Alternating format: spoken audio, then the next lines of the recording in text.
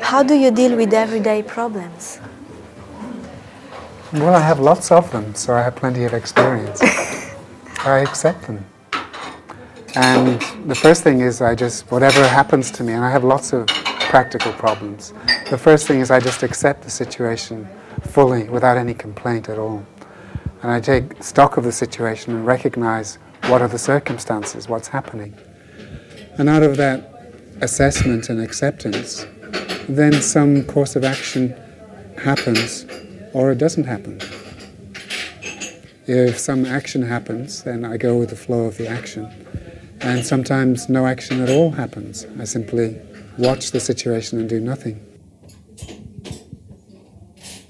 But often I take action, and the action comes from a place of complete acceptance rather than some kind of fight with or struggle to try and fix it. I simply take whatever action seems necessary, and if the problem gets dissolved, good. If it remains, good.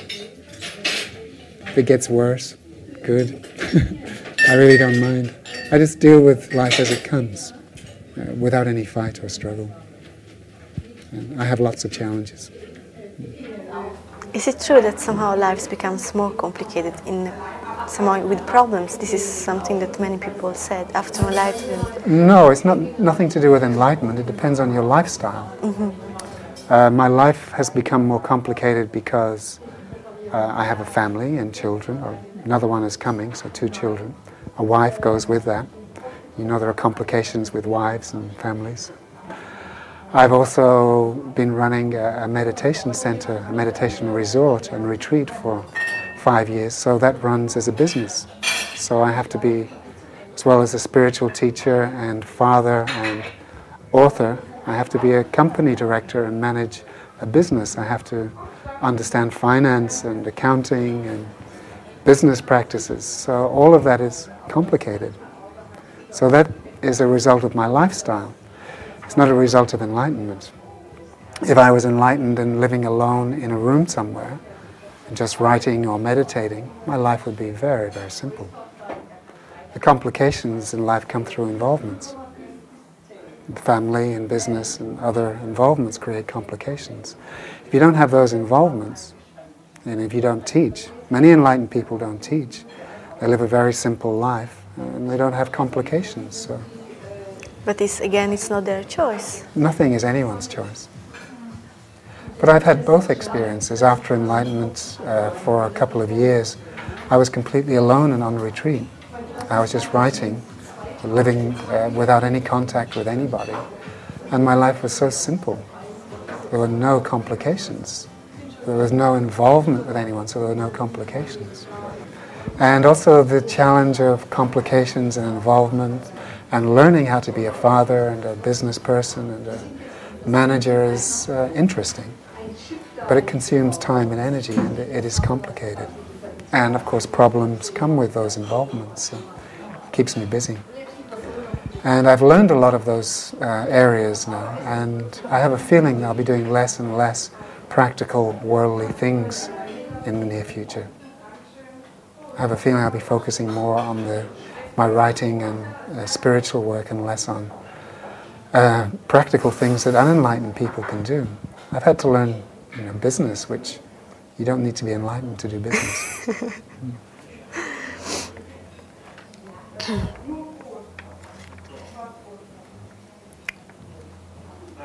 So yes, complications don't come with enlightenment, they come with involvements. You said just now that anything we do is not our choice. This is one of the points that is more difficult for people to accept, the fact that they are not in control anyhow, if they want it or if they don't want it. Yes, it is difficult. Nevertheless, it is a fact. And essentially, the only power there is God. And that power is working and speaking and thinking and feeling through all of us. So no one's in control of their lives at all. Whether you experience that or not is something else. And of course, most people don't experience that. And the reason they don't experience that is God has created a divine hypnosis of free will and ego and mind which says, I have to live my life. And with that I comes separation and suffering. With the surrender of that I and the relaxation into the divine flow of life becomes freedom comes. And enlightenment doesn't come through getting it my way. It comes through surrender. So this understanding supports surrender, which eventually flowers into enlightenment. So it's a helpful understanding on the journey. But it's not useful to try to understand this because you cannot, we will never understand why these illusions, why to create this. It's like people would like to become God and understand why he decided to do it that way. Well, you can't fully understand the mind of God because that intelligence is way beyond the capacity of humans to understand. But that isn't necessary. What's necessary is to understand the human situation and look at whether a certain set of beliefs are going to increase suffering or reduce suffering. The belief in free will and getting it my way increases suffering and separation. The understanding that God is the only power and the only doer supports surrender, which reduces suffering. So that's a simple and useful application. You don't have to understand the full complex reasons behind the mind of God. Just understand that by thinking in one way there will be more suffering, and by understanding in a different way there will be less suffering. Would you rather have more or less suffering? In that case, would you rather think in a way which will produce less suffering, or think in a way which will produce more suffering? It's not complicated.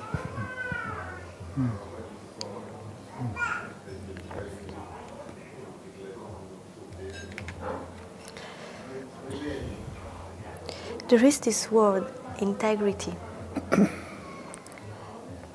Can an enlightened person not behave with integrity? Well, it does happen.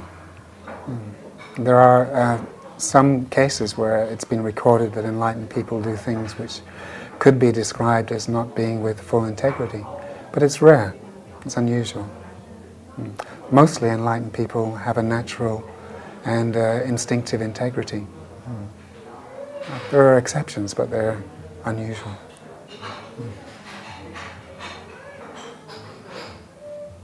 Yeah, morality becomes natural. It's easy to be good. And good means really being harmless. It's quite easy and natural to live harmlessly after enlightenment. The impulse to be destructive disappears, and then you have integrity.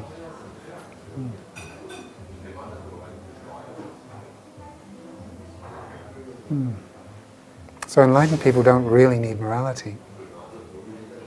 They're naturally moral and ethical, and they have a natural integrity which is difficult to escape from.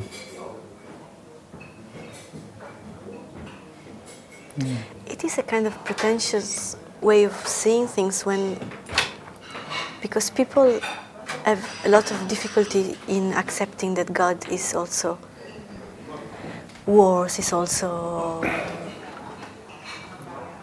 There was in the satsang this woman saying also Mr. Bush, or in the sense there are worse people than Mr. Bush, by the way. Yeah, of course. It's just because of the satsang I just remembered. Well, either God is everything, or there is a division in life and God is good and something else is bad. So they're the two possibilities. So think about it. If God is everything, does that mean everything? Or does it mean only the good and not the rest of it? If God is everything, if God is all there is, then it means all there is. But what my feeling, my own experience was really this, that when something bad happens to you, then you blame God. But you can see only a very small fraction of all the story. And maybe this bad thing could be your blessing. So this is what I say for being pretentious of willing to know. Well, exactly, yes. You have to look at the whole story. I mean, for example, Tiger Woods is a great and famous black golfer. If his parents hadn't been captured, his ancestors hadn't been captured as slaves and taken out of their village in Africa, he'd be still a poor villager in Africa somewhere? Is it better now that he's reached this peak of being, the best golfer in the world, or would he be better off being some villager in Africa who's suffering from AIDS and poverty and disease? So something bad happened to his parents, but the result of that was it's given him an opportunity that he wouldn't have had. And you have to look at life in this long, long time frame of many, many lives, and then you'll see that, yes, some misfortune here will have a positive outcome in the far future. Everything's connected, and everything's balanced. And everything is perfect as it is. Well, everything is perfect in the sense that it's part of a carefully crafted divine story.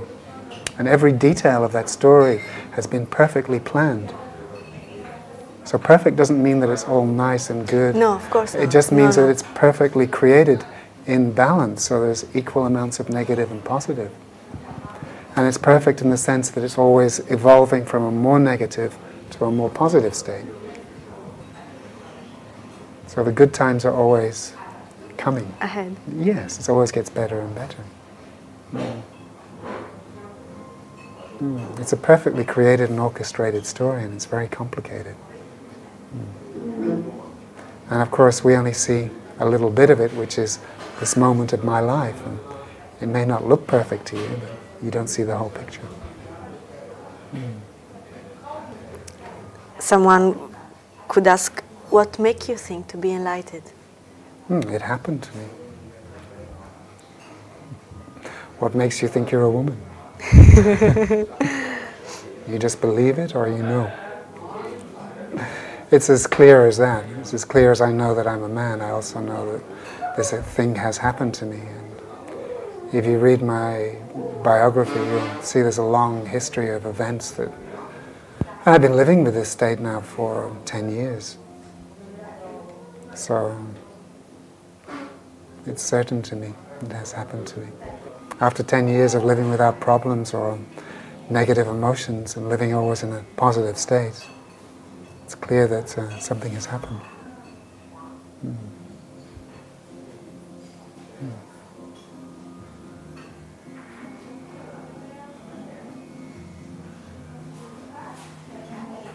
What makes you think you're not enlightened?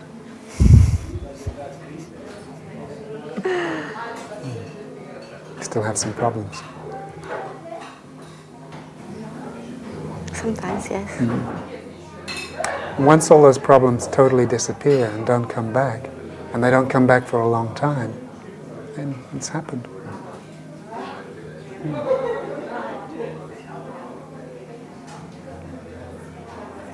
So that's all it is. It's actually a very natural state to live without problems and to always be in a good mood. So it's no big deal. Perhaps a little unusual.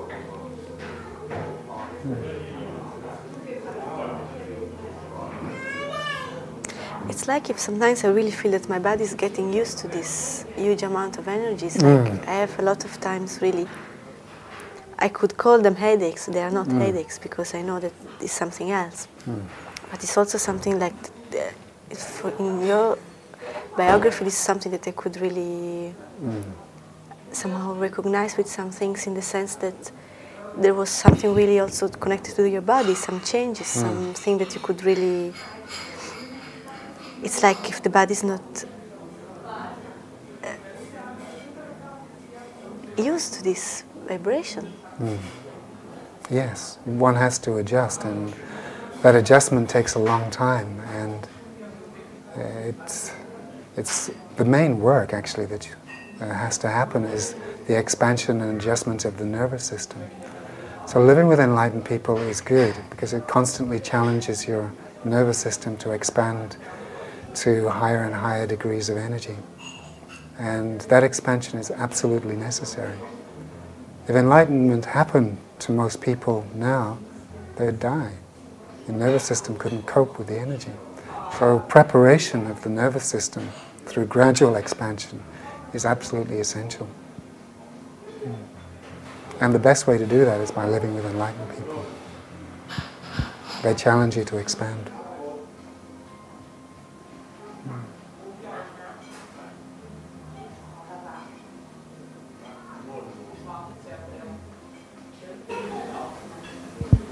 How could I share this gift that I'm feeling with someone that is very skeptical about all this? It's not necessary?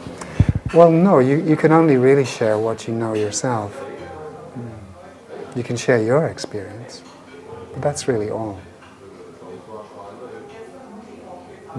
It's difficult.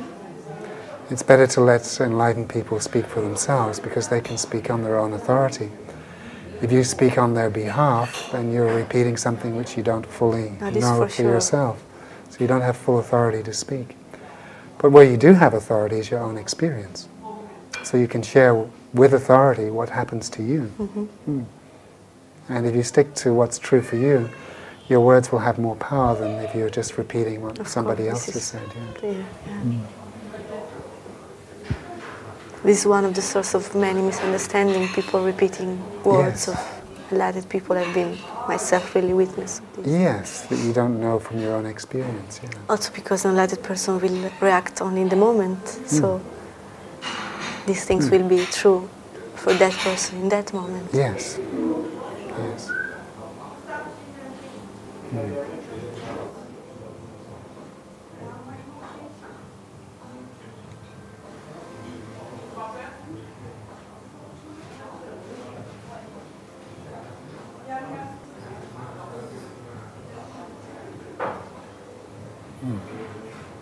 Is there any difference between enlightened women and enlightened men? No. Same. Same feeling for you? Very different, but with each person doesn't matter if it's exactly the same and at the same time very different. It's with each person doesn't matter if it's a woman or a man, but still the same. Different forms, sometimes different words, but the same. Ooh.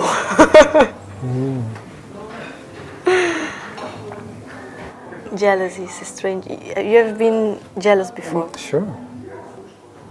I had everything. I had all possible problems, like everyone does. I think that this is for me still maybe the heaviest one. In the sense of what you were saying, what makes you think not to be enlightened. This is something that still sometimes touches me in the moment. Of course, it disappears much more quickly than before because by accepting it, something else happened. Yes. But it's definitely something that still God comes there to remind me. That's all that's required, is that it goes away faster. And if it keeps going away faster and faster and faster, that means it's staying for less and less and less time. So eventually it'll just be there for 5 seconds and then it's gone. So that's not much of a problem. If it's there for 5 years, it's a problem. So if just the time gets less and less and less, then it's really not much of a problem. And that's the way it goes. Through acceptance and awareness, problems still arise. Fear and pain and jealousy and other things arise, but they don't stay for so long. And eventually they just come and they're gone. And then they just almost come, but they don't even quite come. And then they just don't come at all. One thing that really helped me in this process is really understanding that it's just energy. And that I give this name to this energy that makes me feel bad in a way. But if I really succeed to feel it as the same energy that... Well, if you just feel the energy without making a story in your mind about it, then there's much less of a problem. Yeah. Probably most of the problem is in the mind. There's some in the heart. Something is a pain, emotional pain. But that emotional pain is fueled probably 80% by what's going on in your mind. So if the mind is accepting that there's an emotional pain in the heart, that pain will be much, much less. And if the mind is making up some big story of revenge and whatever, then it'll be much worse. Do you think that there are other laws? Yes. For example? Well, the two basic laws that God creates within are the laws of karma and balance, and they're quite connected. Karma just means that everything that you do will come back to you. And balance means that there will be equal amounts of negative and positive. So they're the two basic laws within which God creates human experience. There are lots of other laws in the natural world, and science knows all about those. But these are spiritual laws that God uses to create within, and not everyone is aware of these spiritual laws. Even many enlightened teachers aren't aware of these spiritual laws.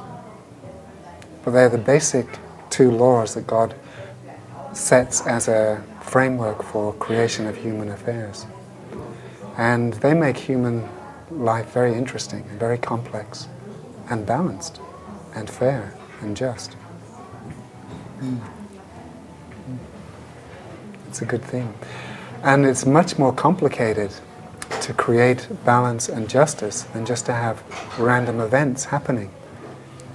If God were just creating random events, then it's no big deal.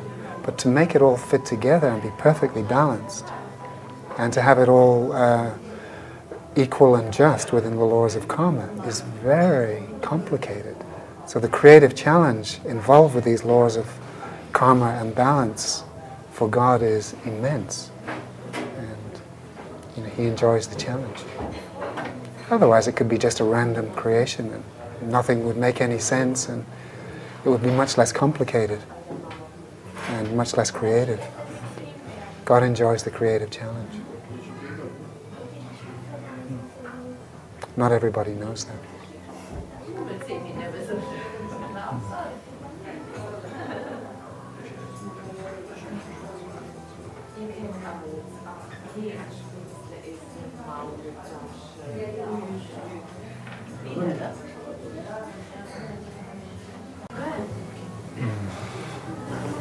Nice meeting you.